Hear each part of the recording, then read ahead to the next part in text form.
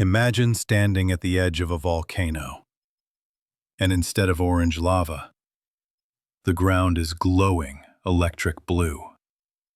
This isn't CGI, it's real.